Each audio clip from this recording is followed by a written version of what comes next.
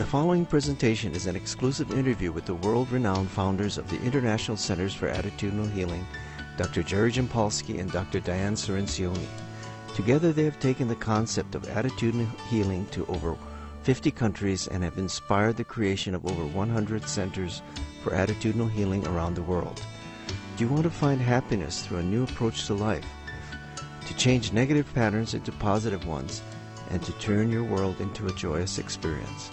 Let's explore with Dr. Jampolsky and Dr. Cirincione, as interviewed by me, Dr. Terry Shintani, on Hawaii's longest-running health show, Healing and You. These lessons can help you experience life as fully and as peacefully as it can be, starting right now.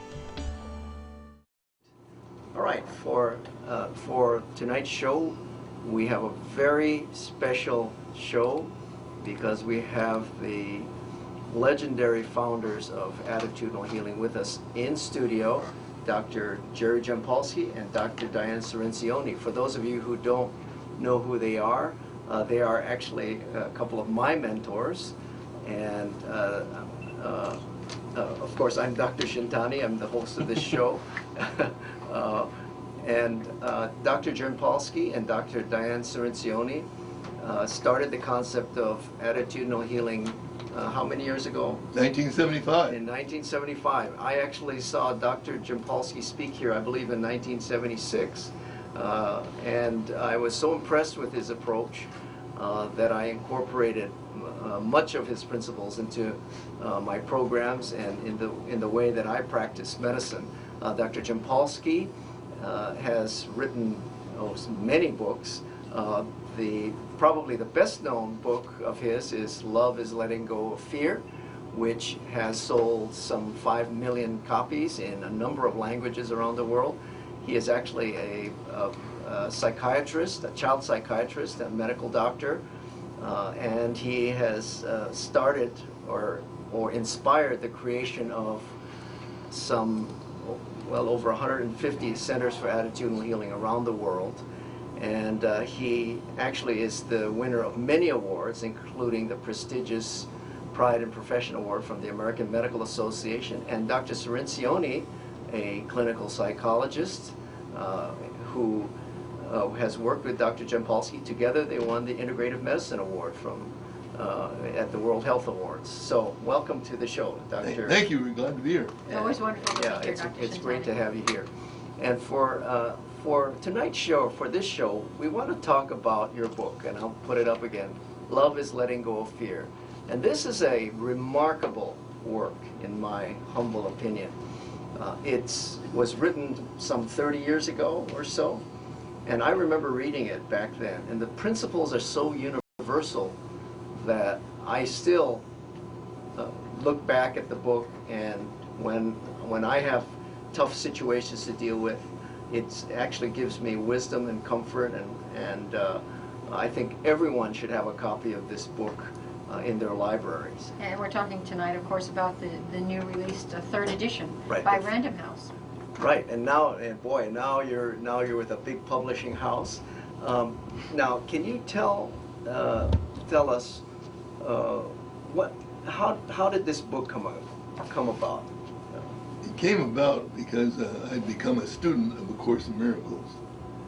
And when first that book came out, it was a thick book, and with language that was difficult for me to understand. And I wrote this book really for myself to create what I thought was a translation in some ways of the Course in Miracles that would be easy for me to understand. And really started by making 3x5 white cards with the lessons, and other people thought that was helpful to them, and so I put it in a book form. And it wasn't really, I never wrote a book before. This is my first book. I'm dyslexic, never thought I'd write a book. And I remember when I was at UC, University of California in Berkeley, I flunked on the subject A, dumbbell English. Not flunked, I got a D- in it actually, and the professor came up to me and said, Jampolsky, I don't know what you're going to do in life, but for God's sakes, don't ever try to write a book. Oh my goodness. And of course I thought he was right because I have no grammar. And here you are, you've written Couldn't spell. I books think that have it's sold done, millions of copies now. I think maybe 14 or 15 now, books. And it really wasn't selling that much when it first came out. And then I got a telegram from, who was the guy I got a telegram? Orson Bean. Orson Bean, yeah. right.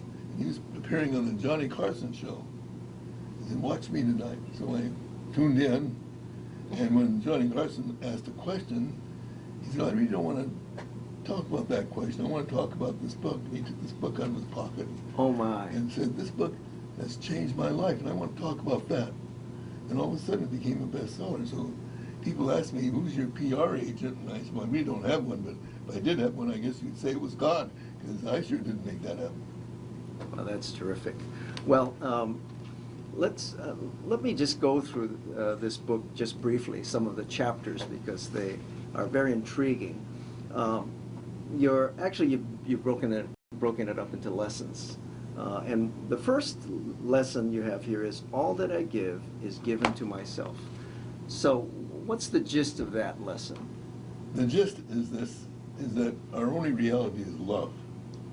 And when we make a commitment that that's what we're going to do throughout the day, that the love that we give, we receive at the same time. That's a remarkable concept, actually a very Hawaiian concept also. It's not like you have Right. $10 and you give $5 to someone else and then you have $5 less. Right. And to me, giving and receiving means that you're keeping your gas tank and your heart full of love. And the way to keep it full of love is to be in a continual consciousness The of clock. giving unconditional love. Yeah. Unconditional love to everybody. Yeah. Okay, now, the second lesson is forgiveness is the key to happiness. What's the gist of that concept? I'll let Diane tackle that one. Well, forgiveness is sort of inherent in all of the major world's religions. The question is, how do you really apply it without using guilt and blame and shame? And we really do believe that forgiveness is the key to happiness, because unless one travels through the road of forgiveness, and unless you can find a way to detach from the belief system that the past is actually going to change, you'll never know happiness. And so the journey of forgiveness, which I think was really beautifully done in the book Forgiveness, the Greatest Healer of All, which is our work on forgiveness over the last 30 years. I think that there's a number of steps, but first certainly is the recognition that this is like not working for me. Whatever I'm doing, it's not working, and that you can find a way to forgive without believing that you change your mind about the person, that you agree with them, that you support what they did, because forgiveness doesn't mean any of those things. It really means that you're releasing yourself from the grievances, because that's what's causing you pain. That's what attitudinal healing So one says. of the important things is forgive yourself also. Exactly. And that's great. Yes. It doesn't work unless you do that. Right. Yeah, people think, well, I'm just forgiving others, and then they don't forgive themselves for their shortcomings. It has to go both Yes. ways. All right, lesson 3. I'm never upset for the reason I think. That's a really great concept. It's also really irritating. It's really irritating, because you really want to believe that you're upset for exactly why you're upset. It's, no, I'm really mad at this. Right. But if you believe this concept is a possibility, and you ask yourself in those moments where you are so sure it's this that you're really mad at, or this person, and you say, gosh, I always say, if that's really true, what am I really upset about? Which says, when did I first feel this? Where am I unhealed in my life? Because you and I might have a completely different reaction to the same situation. Right, and if exactly. I'm all hyped, it's because I still have something that There's I haven't something finished. in there that's right. causing. And if you're like, Right. so that really is a good And a lot of, equator. I think a lot of want to blame somebody else. Well, the ego, Almost everybody wants to blame somebody else. The ego's Wasn't a law. lot of people. the ego's law is something going wrong in your life, find someone to blame, either be another person, Right. God, or someone. My goodness, I'm right and they're wrong. That's the reaction a lot of people will have. Oh, sure. Yeah. And of course, the ego always wants separation, wants to keep us away from peace, wants to keep us away from a higher power, God, whatever word you might want to use for that. And so when you start believing that you can forgive everything, and there's nothing to forgive, then that everyone is an innocent child, really. That we see these bodies as just costumes that people wear, and there's light shining in everybody. When we see that, all of a sudden we start to find a sense of peace and happiness that we didn't have before. Okay, here's another lesson. I can escape from the world I see by giving up attack thoughts. Well, our ego says, if you're attacking me, I'm going to attack back. I'm going to defend myself. But when you don't see someone is attacking, you perceive it differently and say, either this person is loving, or that they're fearful of giving me a call of help for love. Then all of a sudden my heart will open up to that person, and I won't be attacking back. So it's living in a world that's different from the ego world, the fearful mind world, and it's really saying, hey, I'm not going to listen to my ego voice. I'm going to see this differently. Now, you know, in one of your other books, you talk about you can see people as giving love or making a call for help. Exactly. And I think part of the lesson is when somebody's attacking you, you start thinking maybe they need some help. Maybe that's why they're attacking. And it doesn't mean you jump in there and you go help them or do it. It means that in your mind Right. you see this them as a call for help. Right. And so what happens is it evokes from you a different response. It evokes compassion, empathy, as opposed to just attacking back. It helps you get out of the mode of just attack and defense. Right. And Which then is- from that, which is endless. Exactly, that's war. So, and That's then it often elicits a much more creative response. All right. Another lesson, I'm not the victim of the world I see. That gets us into a lot of problems. The moment that something happens and you say, well, I'm just an innocent victim of this, and then you keep tied on to the past around that, feeling sorry for yourself and getting angry about being attacked or whatever happened, we stay stuck in our ego. We stay stuck in fear. And actually, doesn't that prevent you from taking charge and doing something about it? Because you want to be if you want to stay a victim, that means you're not doing anything about it. And we don't realize that we choose to be a victim, and we can choose not to be a victim. There you go. That the biggest I think that's a great. It's important to know we have that choice. the biggest gift that we've been given in this world is the choice of deciding what thoughts, what attitudes we want to put in our mind. And That's as we great. let go of these negative, That's such a universal lesson. Choosing our thoughts and choosing how we perceive things that happen around us. I think a little caveat for clarification on that, though, it doesn't mean that when something happens to someone that they aren't a victim. The question is, are you going to remain a victim? There you Because go. your incident happened, and certainly you were a victim of what happened to you. There's no question, and denying that, I think, is not healthy for someone, and it's not loving or caring or empathetic. The question is, how long do you want to remain a victim? Right. You don't have to stay That we have a choice victim, about right. it. You don't We have have- choice, and usually, when in the moment, which could be years later, it still feels like we're a victim until we heal our minds, heal our attitudes about it. Because what's causing us pain is no longer the incident; it's our thoughts and attitudes and reactions to that experience in the past. But in the present, it's only our mind that's hurting us. this book is really about letting go of the blocks that interfere with our own awareness that we are the essence of love. And the first principle of attitudinal healing is that the essence of our love, of our being, is love. That's what it's all about. And maybe one of the most powerful lessons people can learn in their lifetime. Yeah. Okay, today I will judge nothing that occurs. That's a tough one for me and for everyone, I think. It's pretty hard to go through the day and decide you're not going to judge anybody.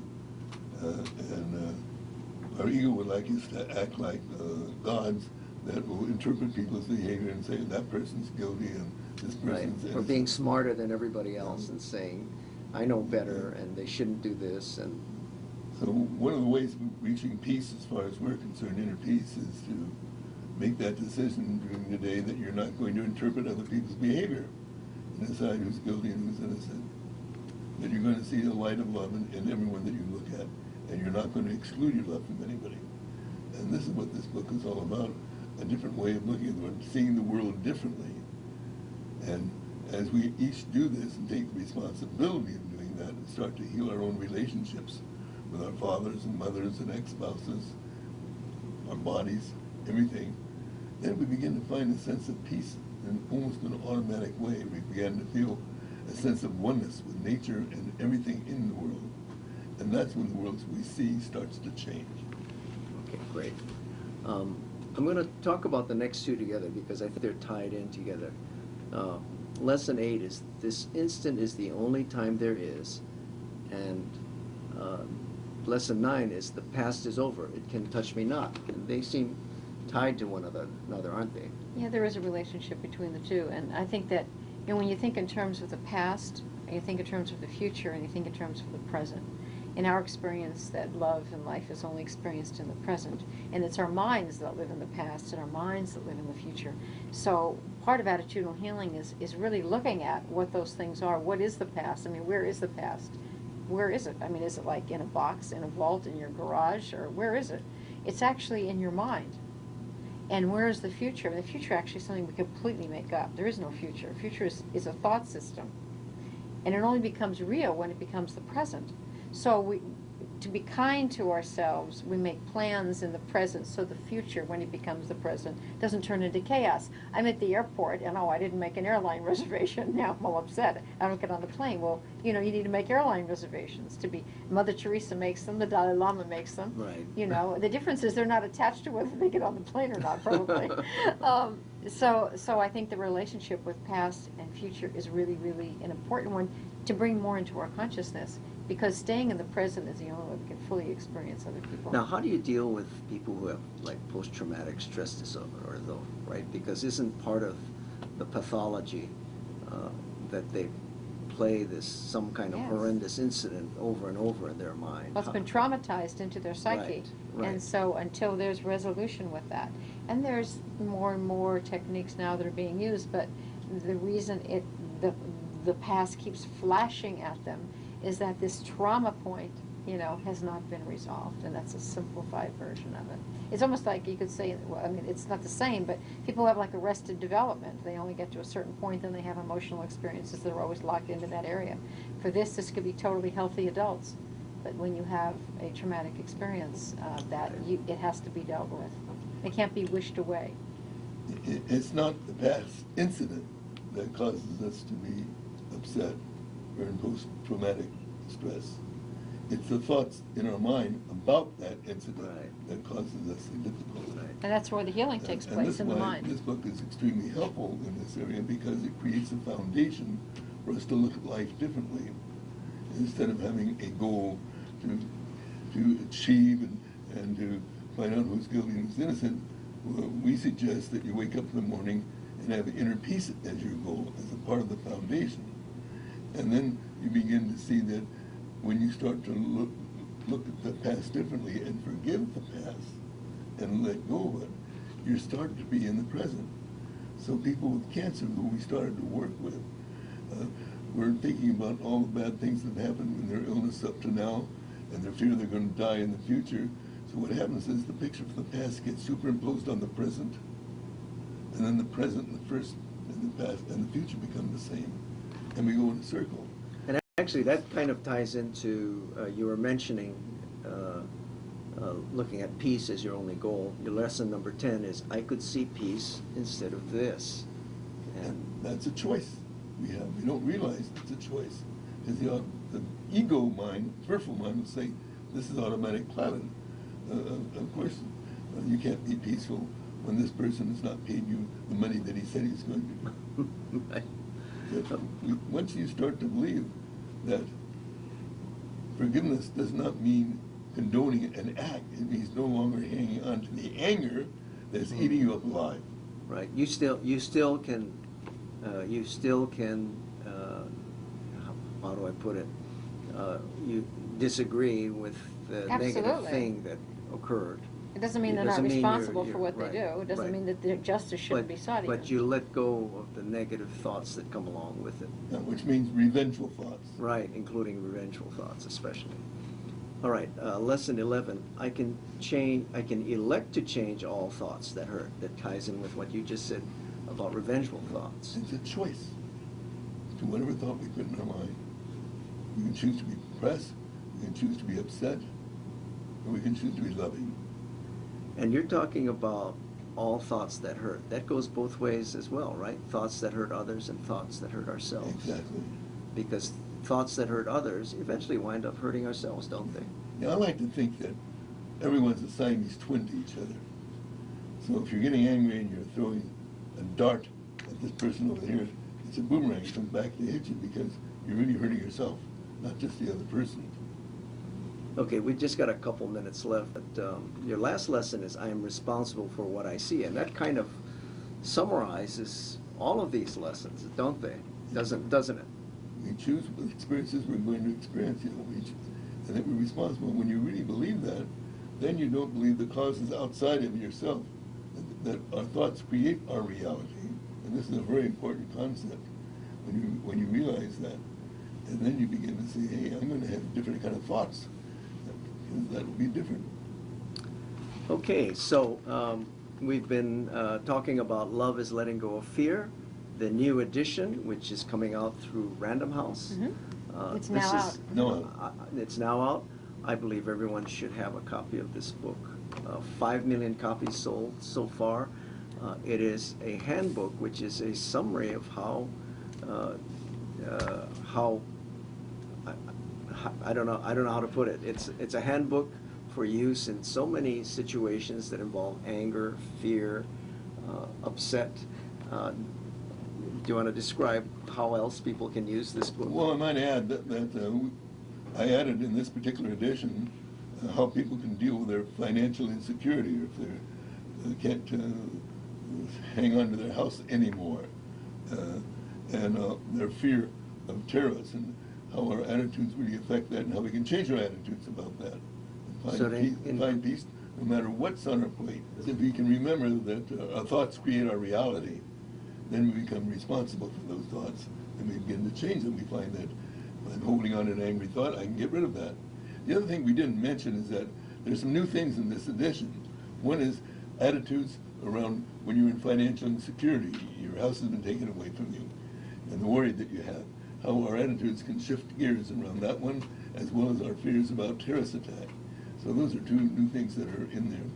And some interesting stories about how this particular book has helped so many people, and stories about that. It certainly has. Thanks, Dr. Jampolsky and Dr. Cirincione, for being on the show. I think everyone should have a copy of this book, Love is Letting Go of Fear, in its new edition. We thank you for being on the show. Pleasure being here. Always a pleasure. And aloha to all your listeners. Mahalo. For more information about attitudinal healing, go to www.ahinternational.org. And for programs and support groups in Hawaii, go to ahhawaii.org. Once again, for information about attitudinal healing, go to ahinternational.org. And for programs and support groups in Hawaii, go to ahhawaii.org. We thank you for watching, and we wish you the best of health.